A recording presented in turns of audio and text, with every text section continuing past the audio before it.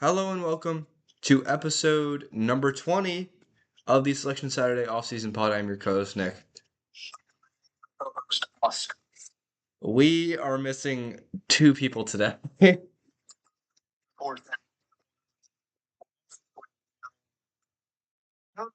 The other, we don't know what he's doing, but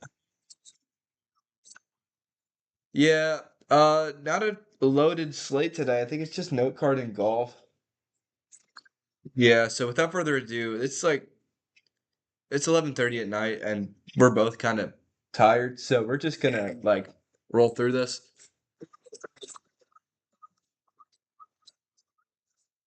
We had some pretty quick ones back in the day, but I think might be able to break the record here. The quickest one that I've been a part of. Yeah, Shortest one I've been a part of is maybe 45, 50 minutes. true. Well,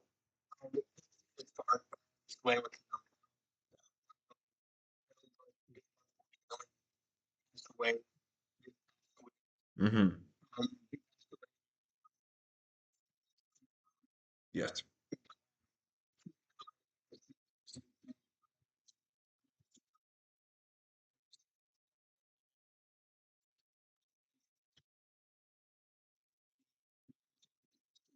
total wins. He won the Xfinity Series in 2009, so he was Mm-hmm. the National Series wins of all time, which is in general. Yep. He was the youngest total winner in 2010. He was 19. Correct. Yeah. Well, I mean, in the Cup Series or Truck Series and all that, I don't know. I think it was something like that. Yeah. I mean, him and Kurt were backyard boys, Las Vegas. That was their home. They didn't get here the easy way by buying a ride. They raced in just pure talent. And in this day and age, you got to appreciate it, you got to respect it. And it is really just a huge crushing blow to the community that we have lost Kyle Busch. Yeah, I mean, he's been dealing with illness for the past 2 weeks. If anyone here remembers Watkins Glen, I believe, he had to get medical attention after the race, um, in his hauler, I think. So, we just kind of, I mean, at least I just blew it off. Like, this happens sometimes. There's the car overheats and you need like an IV. Yeah, whatever. But yeah, he wins a truck race at Dover, and then by Wednesday, Thursday, left our he's left the earth. So Unfortunate. Yeah.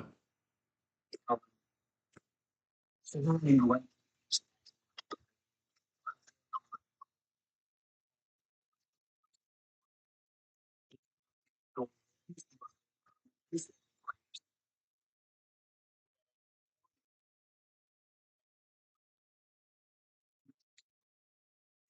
fast it is going, because I'm sure we've already get to the speed. Yeah, I mean it's you kind of. It's doing 135 in a set. Oh my gosh! So, you can always take them away from Georgia, but you can never take the Georgia out of them. I cannot believe it is always Georgia. Like it's never anyone else. It really isn't anyone else, which is insane. Like, do they have like the Autobahn in Athens? I'm very confused. And they just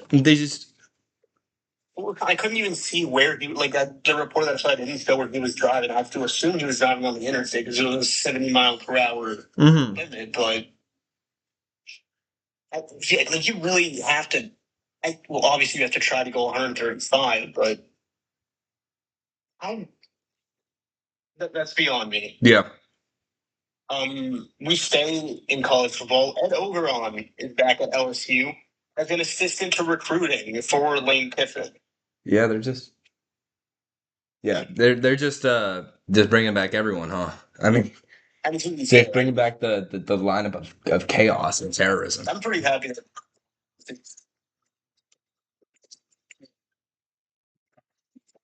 Right. We'll not go over the reasons why he was fired, but Yeah, but for you, right? yeah. His first outing title. Really? Did that end? Okay. I guess all the soccer leagues have ended now, or almost all of them. I know like Brazil and the MLS and Liga MX are still going on, but um, they're just taking a break as we prepare for the World Cup. His first title was out. Yeah. I forgot to put this on now. Apparently, he's been dealing with a hamstring injury this past week. I saw people like questioning whether he was going to even be able to. I'm sure I would have seen something like Messi will be participating in the World Cup. Yeah. Yeah. If they probably would be, just obviously not as much compared to how he has in the past, which makes sense. He's definitely getting nothing. Oh, for sure. I mean, like, honestly, with the way Argentina's looking right now, there might not even be a very prominent spot for him. I mean, Julian Alvarez, hell of a player. Um,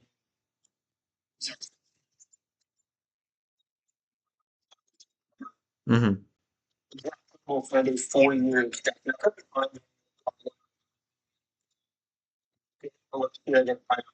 A 4 year extension. There's a 4 year $81 million. There you go. We'll get paid. Yeah, he's a huge part of the defense as well. Yeah, remember when he got drafted and everyone was like, really? Jack Campbell in the first I round? remember seeing him on the field most games. Who is this guy? And then all of a sudden he starts popping off. I'm like, oh, okay. Yeah. I see you in Detroit. Matthew Stafford also, he signed a 1 year, $55 million extension, and it could be up to $60 million with the Los Angeles Rams. So We're getting Stafford for another year. Win the conference. Start learning Japanese. Yeah. I don't know. Did Japan have a football league? Probably. Like a really underground one. Giants general manager Joe Stone got extended, by the way. Right, because he's been doing just wonders for the franchise. He's doing the best job ever as a general manager. Mm-hmm. Yeah, I mean, I saw this and I didn't even bother. If he got extended for whatnot, I was just like, this is pure New York football. This is, yeah. I mean, Whether it be the Jets or the Giants, this is New York football for you. just sticking with a guy, just milking him like that cow you got at your barn. A couple years ago. Yeah. I mean, once Daniel Jones kind of started to fall off, maybe, and then on top of that, when he started to pop off at Indy, that's not really a reason to extend someone to realize that you let go of a blue chip prospect that you just could not develop. Didn't resign Tatum. That too. That too. And saw how he did really. Yes, he was one of the best players in football.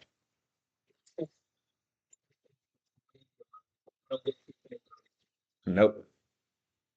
The Bears are no longer for a stadium of Chicago, so it's more than likely in the future. Well, actually, it's very, very likely. It's almost certain that they will be playing in Soldier Field anymore in the future. Mm-hmm. I saw they were looking at like places in Illinois, Oh. but like Oh, I mean they are in Illinois, but like how far? Indiana. Oh, Indiana. Yeah, it's like 20, 30 miles away from where Chicago. Where are they going? Like Gary? I mean, they can do it because I watched the Jackson movie earlier. I mean, that would honestly be the only place I could see them going. But like outside of that, I don't know why they don't just try renovating Soldier Field. It's a very small stadium. That's what I'm saying. Yeah, it's like destroying Shea Stadium. Anyway, I mean, for at least for now, they're still in Chicago. So yeah. On the topic of not on the topic of stealing from Daniel Smith. Henry Rugg is going to be seeking parole in August Oh wow.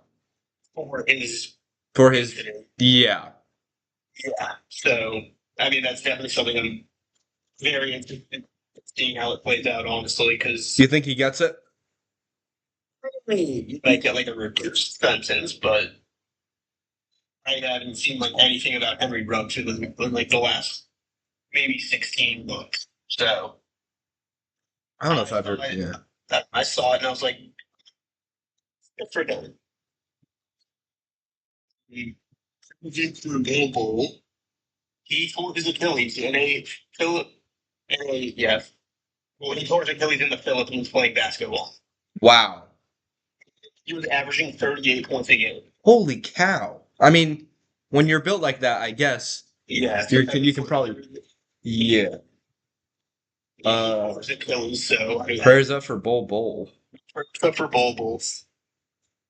The Giants staff is unsure when Malik Neighbors is even going to return. By the way, Oh, like they don't even have like a timetable. they don't have a timetable. They said it is like a it's not a normal knee injury, is what they said basically. So we're never seeing peak Malik Neighbors ever again. You should have Michael Thomas Giants. Oh, dude, that sucks. I really like Malik Neighbors. I think I said that last week too. After his second surgery, and now he's again for not the right reasons. Yeah.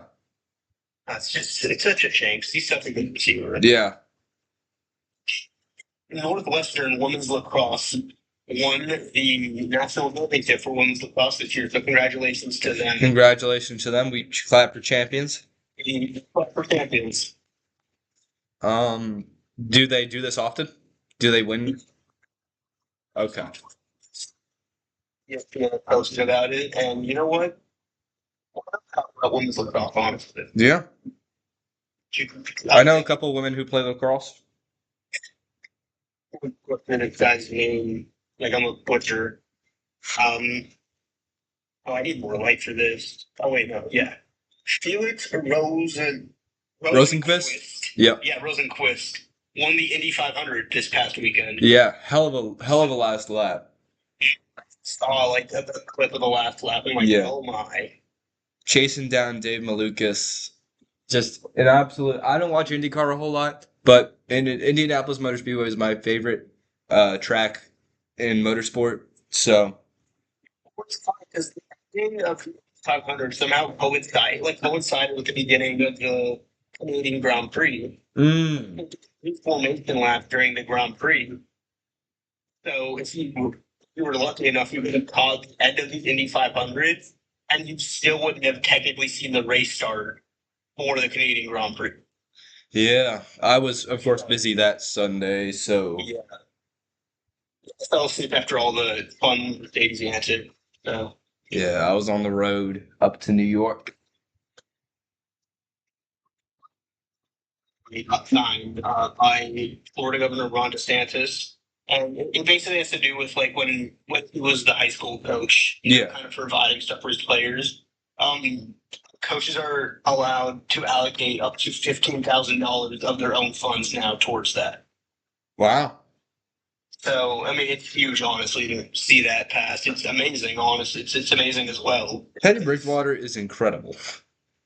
He is making he's I mean, this is Teddy Bridge quarterback we're talking about, but he has had such an incredible career oh yeah, and outside of football or outside of the NFL. I mean, he's always in the news for something. oh, yeah, he's never in the news for anything bad. That's what's great about him. Yeah. Please, I'm gonna knock on wood real quick before I see anything next week. Oh yeah, that would be tragic. That would be. Wander Franco. This is okay. He's criminally liable for The deed. for his situation. We'll Yeah. leave it at that. But he's not going to be serving prison time for it. Is that just like rules that they have in the country, or is that just like a? He may have been like it may. This is a really bad comparison. Oh my goodness, but it may be similar to OJ, as in civilly he's guilty, but he wasn't found. I have no clue. I just Eh, that's weird, dude. That's weird. because he's liable. Like he was still guilty, but he wasn't He's not getting any serving prison time. time. Yeah. Yeah, it was. Yeah, Warner Franco declared criminally responsible for all of that, but he's not going to be serving a sentence, and it was by a Dominican judge. Yeah. So Maybe it there's could just be. laws in Dominican, like how there's like, I guess we'll just bring another terrible human being into the conversation. It's like Andrew Tate moving to Romania because the laws there are different. Yeah, very interesting situation, I guess. That we can leave it at that. Yeah. Moving on to anything that honestly, because Josh Jacobs. There it is. Oh, so yeah, that was that. As much as I would have loved to leave it off of the no part, it It is news. happened so quickly. I mean, out of nowhere, I see that he was arrested, and then I see uh, 5 pounds, and I'm like, ooh. And then I see that he turned himself in, and it's like, and then I see he's denying it. I'm like, well, good for you, but you just turned yourself in. So, but he appeared in front of a judge today. He was released. And at Packers OTAs, none of the players were interviewed, and it was only Matt LaFleur who was interviewed. So, Mm-hmm. and the NFL's disciplinary policy for any domestic kind of abuse is 6 weeks. So, It's 6 weeks. Okay. and that's just the bare. Well, that's the minimum. Okay. Okay.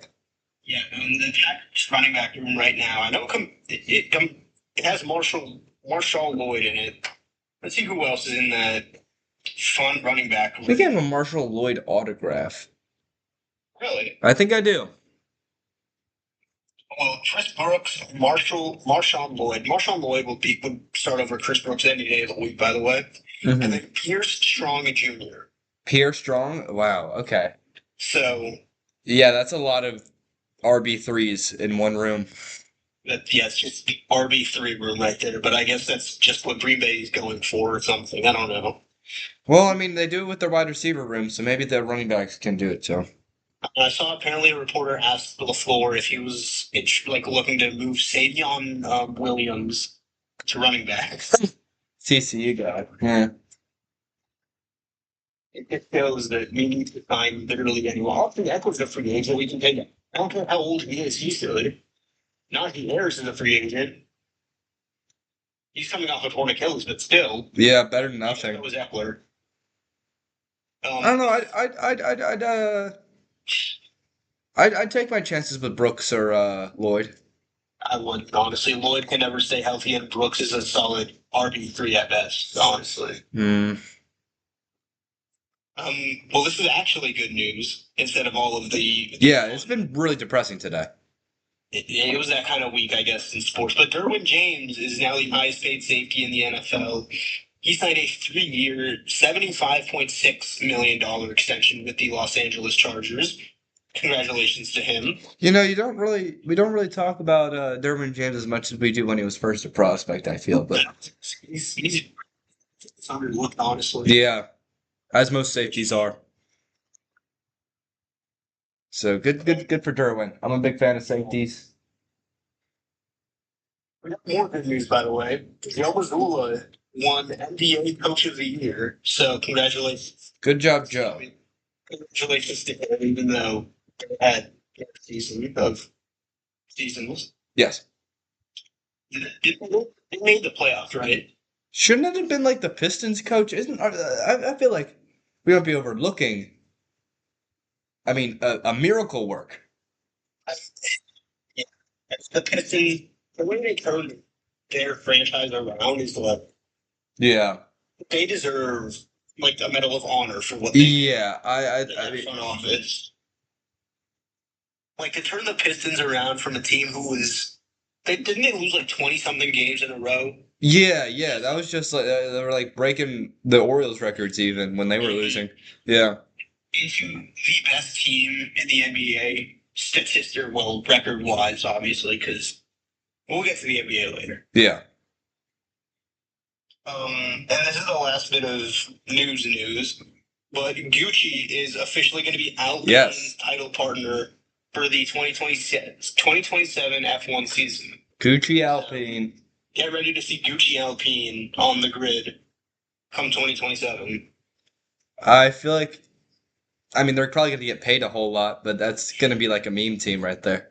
Oh, it's gonna be the biggest meme team ever. So yeah, I mean, good for Alpinos. They're gonna get some money. They need money. Well, yeah, isn't it like BWT Alpine right now Um, or something like that? Asking the wrong guy, Oscar. I'm sorry. So, well, I know it's definitely not Gucci till next year. Yeah, it's not Gucci. That's what I can tell you. To the NBA playoffs we go. I'll top off the series that we didn't finish. Well, actually, I'm pretty sure we wrapped up the conference semifinals last week for the most part. Mm-hmm. Because I kind of just skipped on to the conference finals. The New York Knicks, for the first time in 27 years, go to the NBA Finals after sweeping the Cleveland Cavaliers in the conference finals. Yeah. Congratulations to them. New York is exploding one way or another. Dude, this Danhausen curse is real. I'm telling y'all. I mean, it'd be nice to see them win the finals. Like, first generation in what 50 something years to see the Knicks win the finals. Yeah. Yeah, New York's not going to be a city come the end of June. It's not. Well, I mean, it's probably not even going to be a city come like 50 years from now with all the climate change, y'all. Sea levels are rising. They've got limited time, the New York Knicks, to win a championship in New York. Yeah, the time is now. Honestly, Yeah. I mean, they look like the team to beat. Same with the Heat. Miami's going to go under in a couple decades. I mean, if you're a Kansas City like Royals fan or something like that for baseball, you got plenty of time. But Oh, yeah, if you're a coastal city, I don't know what to tell you, man. You got to win a championship soon. Yeah, Marlins, the clock's ticking. Yeah, or build up some seawalls. I don't know. And then the Western Conference Finals right now is OKC is up 3-2 on the Spurs. However, Game 5 was a doozy, and I don't know what to think of it because on one hand, the Spurs did not play. I'm not saying they should have won. They did not play like they were going to win that game, honestly. Mm-hmm. However, the officiating was interesting, to say the least, last night. Yet another game I was not watching because as much as I love my Spurs, watching modern basketball, professional basketball is really, really illness inducing. Yeah. But I keep posted. I watch clips. Um, but as much as I don't like to argue about officiating, because at the end of the day, um, you shouldn't have been in a close game that relied on a single call to begin with. Sometimes you kind of just have to shed some light on officiating because let's be honest, they are human, but dude, lock in. Yeah, no, yeah, as much as outside of NFL refs finally being paid, as much as I don't really like talking about officiating as much as you clearly, it gets to a point, especially when it's nationally televised, and obviously it's going to be magnified given the Stakes, yeah. that's playing currently. It's going to be magnified times like 500. Yes. So this is not a regular season game between the Raptors and the Kings. Like, yeah, this is game 5 of the Western Conference Finals. So I'm going to see them. The Spurs, they have a chance to win tomorrow at home. Go to Game 7.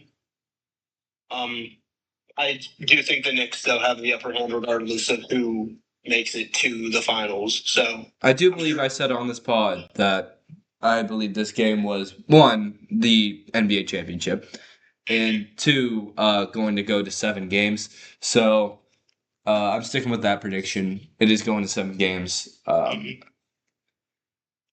picking my Spurs to win it all still, but it's been a very, very close. Oh yeah, it's been interesting series to say the least. Yeah. And playoffs in general. I mean, the Timberwolves even gave some scares. Oh yeah, yeah. I know. Yeah, next week actually, on next Wednesday's game one of the NBA Finals, so that's going to be really fun to cover. Mm-hmm. Do we go to the NHL where I was really shocked by this outcome? Oh yeah, I mean, completely caught off guard. But the Oaks Knights swept the Colorado Avalanche. I said that they could maybe make it 6 or 7 games. I didn't. I didn't think they were going to get swept. No, I mean, no. I thought the sweeping would be done if it were to happen by the Avalanche. but regardless of that fact, the Vegas Knights, I mean, obviously they're one of the newer teams in the NHL. I believe they're the second youngest team, only behind the Kraken. Mm-hmm. This is their third time in 9 years that they've been a team going to the Stanley Cup Finals. Yes. People do not like the Vegas Yeah. Golden Knights. No, they lost in 2018 to the Washington Capitals. They won in 2023, and I mean,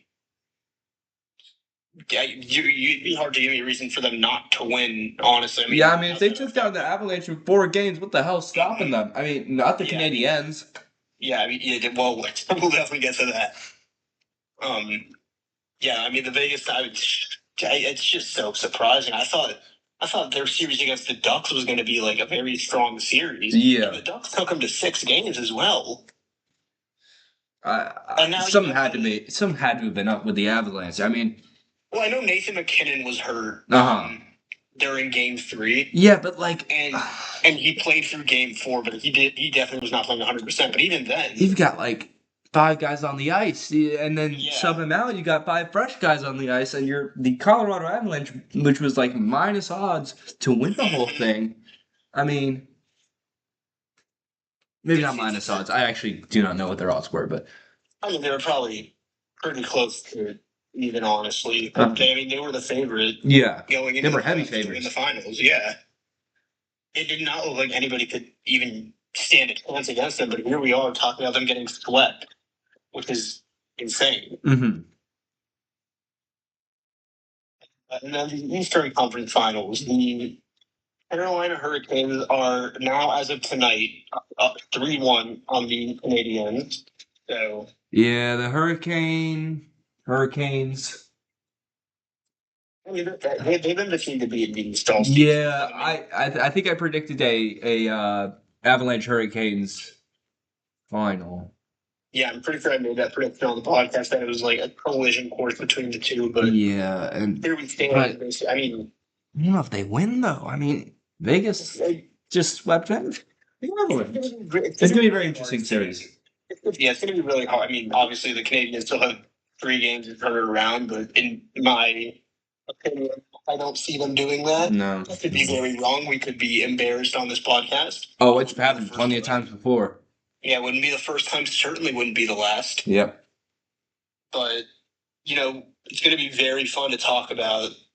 There's a reason they call us Selection Saturday, not Prophetic Saturday, because we can't tell you what's going to happen for sure. But it'd be very fun to talk about the Canes winning their first final. I don't know if the Canes have won the finals or the Stanley Cup Finals before.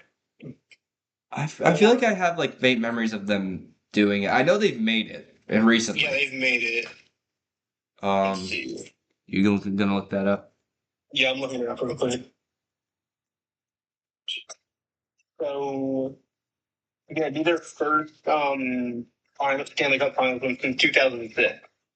Wow. So, either first Stanley Cup Finals win in 20 years or Vegas Knights winning 2-9 in their third appearance. Yeah. It'll be very fun to talk about that if we get to that. Mm-hmm. I'm going to stress the if. Yeah. Because anything can happen. First, playoff hockey. Mm-hmm. We go to the MLB, and obviously I'm going to cover the top 6 per usual. Mm-hmm. Well, actually, as of My phone wants to die whenever. As of 11:59 p.m. on Wednesday, May 27th, the Atlanta Braves are currently the best team in the MLB. Yep. With a 37-19 record. Pretty sure they were the best team last week. So Yep, they were. It was them or the Rays. Well, the Rays are second at 34-19. Yeah. Orioles really took it to the Rays this past week. yeah. I'm very proud of them. You got the Los Angeles Dodgers sitting at third Yeah. with a 35-20 record. Bah humbug. Not too far behind are the Milwaukee Brewers at There you a go. 33-20 record. They took in control of the NL. So they're 3.5 games up in the NL Central right now. Yeah, like I said before we started, since we last talked, the Chicago Cubs have not won a game. They are on a 10-game losing streak. That brings a smile to my face seeing a team not have any success. But Yeah. About that time of the year. yeah, it's always that time of the year. I was going to say the Red Wings, but no, they're Detroit. Blackhawks? The Blackhawks. Whether it be the Bears, Blackhawks, or Cubs. Or White Sox. Or White Sox.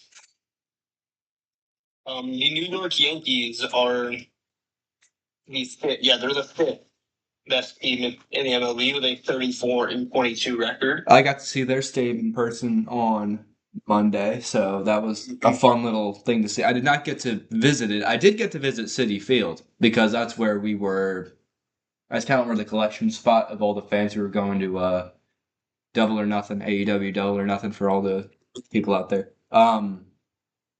Were headed. So you had to go to Citi Field, and then the tennis stadium where it was held is like a walk away. So that's really a parking. You know, I would not be opposed to going to a tennis event. I think tennis is a very fun sport to watch. It's going to be you. Yeah. So, No. the top six, the Guardians are 33-25. So, we didn't have any teams tied for any spots in the top six this week. Yeah. Last week. I was watching the Guardians Nationals game before I went to work today, and apparently, if the Nationals had won that game, I believe they lost. It was like 3-2.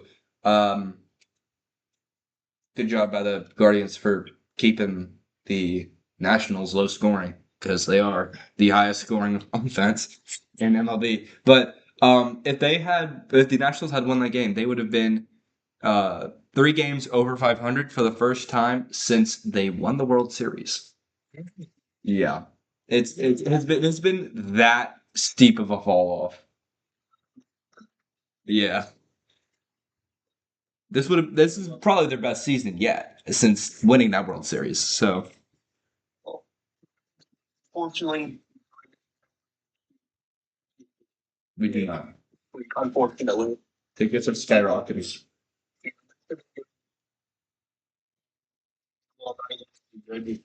cool. The Angels, I think they're playing a decent team in their series, so you might as well jack up the prices a bit. And the Rockies have their the next series coming up, so that just does it for them. But we do have some fun news to end the no card. Nick, Yes, by the way, we got Ben Simmons. Ben Simmons. What about him? He had the ring before Joel Embiid. And do you want to know in what? What did he possibly win a ring? He won the Walker's Open Fishing Tournament. He won a fishing tournament. He won a fishing tournament for the South Florida Sails. He's part of a team. He's part of the team. Wait, does he play basketball anymore? I don't think he plays basketball. I wouldn't know. All I know is that he won a ring in fishing. Well, it's kind of like who's a basketball? Was it Chris Humphries? No, he's the one who dated a Kardashian. Shoot, there's a volleyball player out there who played for the United States beach volleyball team in the 2024 Summer Olympics. who was a former basketball player, and I can't remember his name, but far more successful at beach volleyball than he was at basketball. Let's see if I can find him. On the top of the mention is his team won was catching 6 blue marlin and 3 sailfish. Chase Budinger. There he is. 44th overall pick. But he is a very good volleyball player.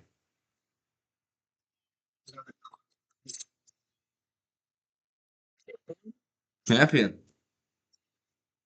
Champion Ben Simmons. I finally found his calling. Clearly, basketball was not the answer.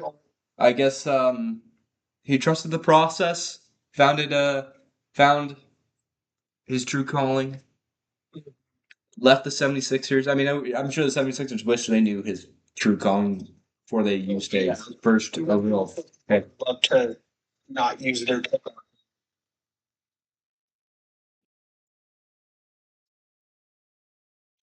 All right. Well, I guess it's time to let you go, Oscar, since you got a shift tomorrow that you probably want to sleep for. Yeah, that's midnight. I have a 4:30 alarm, so Yeah. I was planning my pick though. Yeah. Tomorrow morning for the Charles Schwab Yep. challenge. The Charles Schwab Challenge at Colonial Country Club. Good luck out there. I'm sorry I kept you so long. Probably not gonna get a whole lot of sleep. We're gonna have fun talking about the Charles Schwab. Yeah. Oh, I'm ready. All right. I'll see you. Yeah. The Charles Schwab Challenge, ladies and gentlemen. No idea why YouTube is recommending me West Virginia versus Kansas basketball. Anyways, this is gonna be really lonely because no one else is here. But let's go to last week. Last week, in terms of F1 scoring, I believe it was very, very balanced. I think Oscar won it by the hair on his chinny chin. I got 20 points, he got 21, I believe. Josh got like 19, and Emilio got 18. So yeah, not a whole lot changed. In terms of golf, everyone got Siwoo Kim top 5, and then Oscar and I got Keith Mitchell top 5. Nobody predicted Wyndham Clark would win, and absolutely no one got Jackson Suber to get that top 5. And I mean, I guess Oscar picked Scotty Scheffler to get that top 5, but he didn't get any points from it because it was minus 265. So he also got the last place pick. Nathan Petronzio is your last place loser at the CJ Cup Byron Nelson. But enough with that. Let's go to Colonial Country Club for the Charles Schwab Challenge. My 5th place pick will be Ricky Fowler, plus 435. He had 3 straight top 10s before the difficult PGA Championship. And this is looking at this field, it's very similar to one of those 3 straight top 10s that he had before that PGA Championship. He's already played here 12 times, and he has many solid finishes here at Colonial, including 5 top 20s. He doesn't jump off the stat sheet, but you can always find him in a late pairing on Sunday, and I think he can hold on to a top 5. Next, I'll go JJ Spawn, plus 560. He has absolute class with the irons, no matter if he's in the fairway or the rough. One of the best strikers on the tour.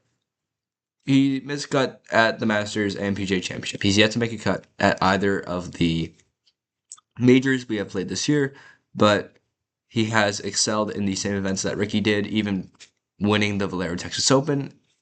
Like I said, this is one of those events. He just needs a couple more putts to sink, and I mean, he might win the whole thing.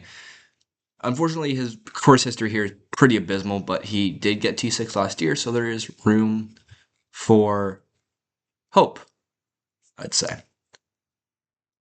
For 3rd place, I'm going for a little bit contrarian. Most people have this guy winning. I'm going Ludwig Oberg. His first few events of the year were WD and a missed cut during his illness. He was sick like he was last year. But since then, it has been T20, T3, T5, T5, T21, T4, T8, T4. That is unbelievable. If you notice, there's no win in that set of results. So that's kind of the big issue. There's wind on the forecast, and he usually doesn't let wind affect him too much. And the course also fits very well for him. It is his debut. He's never played here at Colonial Country Club, so I'm weary to pick him to win, if that makes sense. That plus the fact he can't find the winner's circle like ever. My second place pick is going to be Brian Harman, and I also like him to win, but I'm going to stay with the top five. Here's why. Colonial is dogleg central. There's a lot of dog legs. This is not a bomb and gouge. Harman excels on those types of holes, those dog legs. He's marginally below average off the tee at a regular course. He's kind of like losing half a stroke off the tee on a typical event. If all he has to do is just go less than driver on a good amount of these holes, this really bodes well for those older guys who doesn't really have the driving distance that a lot of the younger kids have on tour. So I like a 39-year-old Brian Harman to have an advantage here. He's played 13 times. More than half of those were top 30s with 3 top 10s. He's been on the speed train this year where he's kind of been woefully average, but he's not missing cuts. So he's not really been a factor on Sunday really at all this year.